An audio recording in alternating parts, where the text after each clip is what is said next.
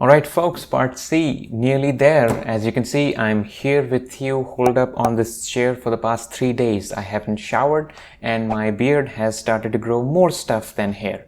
But stick around for this one, just a little more detail and we will get through this. Okay, so let's get started.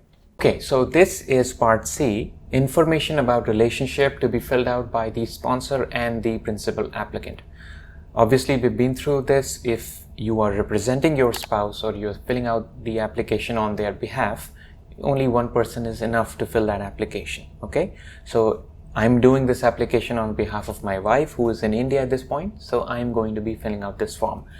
Now, as you see, I've already filled out the details before so that it takes us less time to go through this form, and I used the same details that I filled out in my original application which was accepted. So that is going to give you a pretty good idea about how to fill this form out.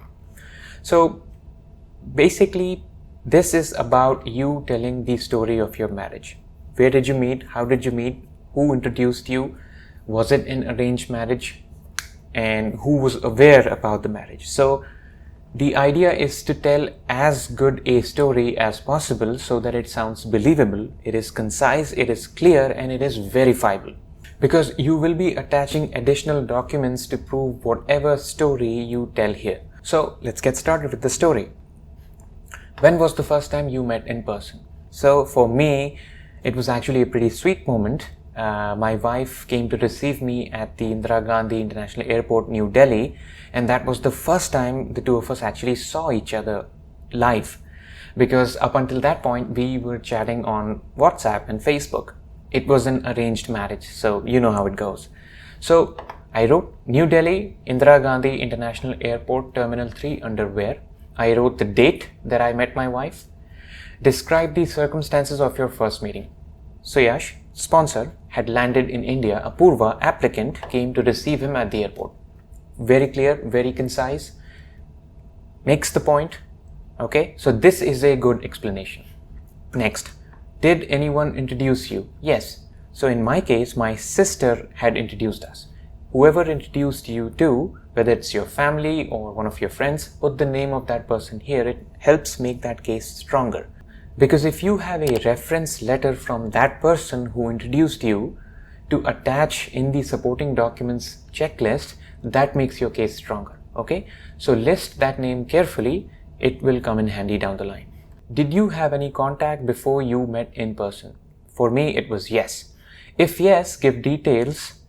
Who initiated the first contact? Date of first contact? Was it done by phone, letter, email, social media? So I'll just read through what I wrote and it's going to become clear. First contact was made via WhatsApp in early March 2020. Apurva was in India and I, Suyash, was in the US. Apurva and I were introduced to each other as prospective candidates for arranged marriage by our families who knew each other from before. After being formally introduced, we began talking over the phone and video chat. Mr. V here. Okay. So this answers all these questions. Who initiated the first contact? What was the date? Was it by phone, letter, email, and social media? Okay. If you didn't have any contact, then just check no. Okay. Third, are you living together now? So for me, this was no. Okay, because right now I am in Toronto and my wife is in India, so we're not living together now. If, however, you are living together, if you do check yes, how long have you been cohabiting? Give the period you have been living together after your conjugal relationship started. So let's say you move to Canada and your wife is in India or another country and they decide to visit you on a tourist visa. And when they do visit you, you'll most likely be living together. So you list that period here, okay? All right. If you're not living together right now, why not? If you've lived together in the past, list when and where you've lived together. If either of you are living with someone else, include their name and their relationship in the explanation. So this is actually my case, and I'm just going to read through, it's going to become clear. I, Suyash, the sponsor, moved to Toronto in July 2021 to continue my employment with XYZ company. That was actually the reason why I moved. Apurva and I did live together for about 7 months since our marriage in India on whatever date you got married.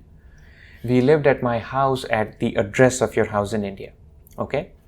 Currently, I'm living in Toronto alone and my wife Apurva is living with my parents, her in-laws, in the above mentioned address in India. And then the name of the people she's living with. And this is important because you will actually have to attach the proof of your joint address when you submit the application.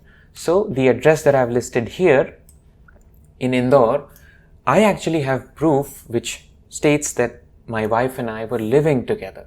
And you can get these proofs by means of insurance policies, or you can have the address changed on your Aadhaar card or unique identification document or your driving license. Be sure that you will have to verify this. So another quick tip, once you get married, at least have one of the documents with a similar address. That will help your case. Okay? Number 4. If you're not living together, have you visited each other during your relationship? So this is not the case for me, so I'm going to check no, and that is why the explanation. Since our marriage on December 15th, 2020, Apurva and I lived together for 7 months in India.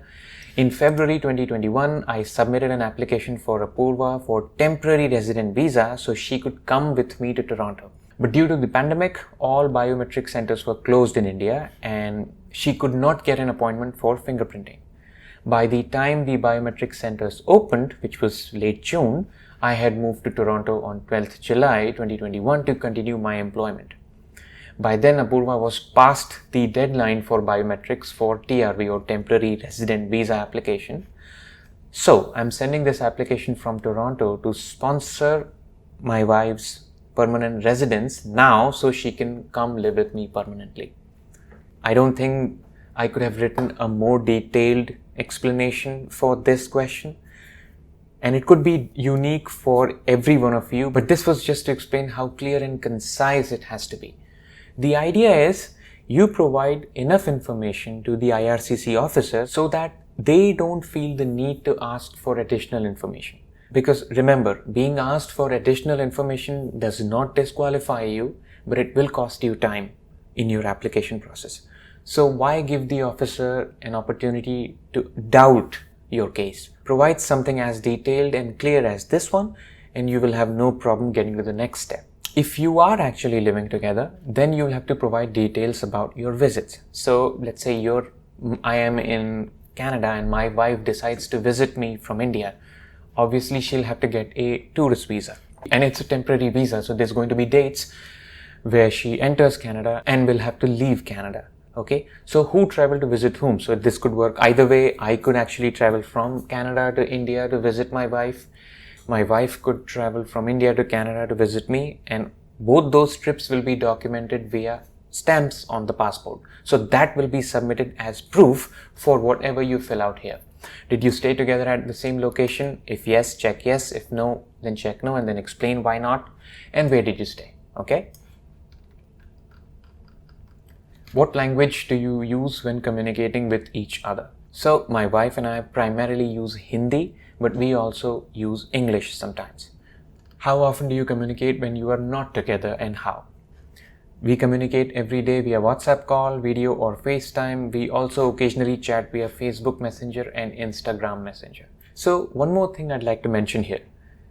When you submit your application, you'll have to download your chat logs or call logs and attach them as proof that you have maintained communication. So it goes without saying to keep it clean, general audience. And back up your chats. Don't delete your chats. It helps your case. Do your close friends, family and children know about your relationship? So obviously for most of us, this is going to be yes. Even if it's no, let's say you've eloped or your family and friends did not approve of your marriage, you're not going to be penalized for that, but mention that here, okay? And if yes, obviously for most of us this is going to be the case, so just list the name of the people who know about your relationship. So for me, I just mentioned the name of my parents and my in-laws because those were the closest family members who knew and approved of the relationship, okay? If you are married, answer A below. If not, go to question 9. Was your marriage arranged? So obviously it was arranged for me. I am a deeply introverted guy with absolutely no experience in asking women out. My parents will have to do that for me for sure. So yes, it was arranged. So Apurva and I were introduced to each other by my cousin, put name there, daughter of Mr. X and Mrs. Y in February 2020.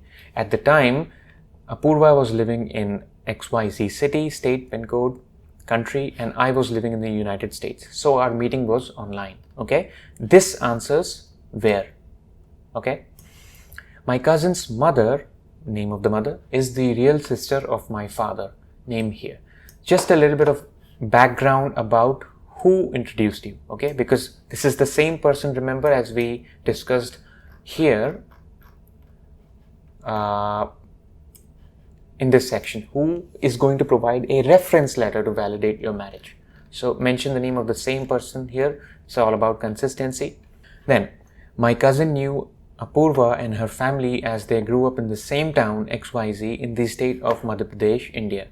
Then name of the cousin here, name of that person here, introduced Apurva and Suyash to each other, and also Apurva's family to Suyash's family. The families liked the marriage proposal and approved of it. So now I have answered all three questions. Who introduced you? When were you introduced? Where were you introduced? So introduced online, when? February 2020, whom? My cousin, and a little bit of information about my cousin. This answers all these sections, and that is a good answer. Okay, let's move on. 9. Were there formal ceremonies or events to recognize? Absolutely. My wedding was a Hindu wedding, so there were more ceremonies than there are applicants for permanent residence. So let's talk about those ceremonies. So as you can see here, I've listed the ceremonies of a typical Hindu wedding in the correct chronological order as they occurred. So on 13th December, I had the ring ceremony, which is the engagement. Next day, December 14th, is Haldi and Sangeet, which is an informal dance event. December 15th is actual marriage and reception at bride's family. And then December 18th is the reception at groom's family. And the location of each of these events, the number of guests, and you could go off of a rough number here, and whether the ceremony was performed by someone. So let's say if a Pandit, if it's a Hindu wedding, married you, then list the name of that Pandit. If it was a minister for a Christian wedding, then list the name of that minister. Let's move on. Okay. Did any of the following people go to any of the events above? So principal applicant's parents, which is my wife's parents, yes. Principal applicant's other family members, yes. Sponsors, which means my parents, yes. Sponsors, other family members, yes. Obviously, neither one of us have children, so we don't have to check these boxes. If any of the people listed above did not participate, explain why. So again, if your parents or closest family relatives didn't visit, then you need a valid explanation, whether they are sick or deceased or they didn't approve of the marriage, list it here. Next, are either one of you pregnant? So it was no in my case. And if it's yes, if you're expecting, then check yes and then write the due date. I'm not too sure about this, but I think the reason they ask about this date is if you're with child or are pregnant, it might actually help speed the process along. So give the correct due date if this is the case for you. Next, is there more information you wish to share to support your relationship? So for me, I just wrote we will be attaching all supporting documents with the application packet, because everything that I entered in this form was a good enough story for me, and I had all the documents necessary to validate my story. But if you feel that there's any document you're not going to be able to provide, or anywhere throughout this form your explanation is not satisfactory, and it could have a genuine reason why it's not, then you have to list it here. Just explain to the officer why you couldn't provide a certain proof. And if it sounds fair and genuine, then you don't have a problem. Okay? So this is the signature portion. You will have to print this form out, sign it, and then send it. So that takes care of the sponsor and principal applicant's signature. You will have to print this form out and sign it, regardless of whether you are submitting online or offline. Okay? You should be good. And that's it. That concludes part C. Okay, we did it. We beat Form IMM 5532E. It's a big step in completing your application. If you found value in this video, just hit that like button and subscribe for more step-by-step videos. Also, I'm going to be making a ton of these, so if you have any questions or concerns or any feedback about this video, just leave a note in the comments below and I'll be sure to get to it. Again, it's Suyash from Hit, Submit and Canada. Thank you so much for watching. I'll see you in the next one. Until then, may you go hug 6 puppies every Friday.